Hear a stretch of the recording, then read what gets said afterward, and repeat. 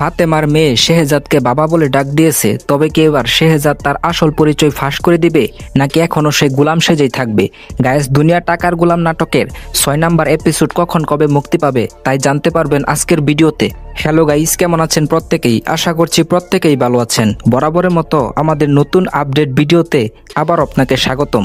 Guys, দুনিয়া টাকার গোলাম নাটকের 5 নাম্বার এপিসোড আজকে মুক্তি পেয়েছে। তো কারা কারা দেখেছেন অবশ্যই আপনারা কমেন্টে জানিয়ে দিবেন 5 নাম্বার এপিসোড আপনার কাছে কেমন লেগেছে।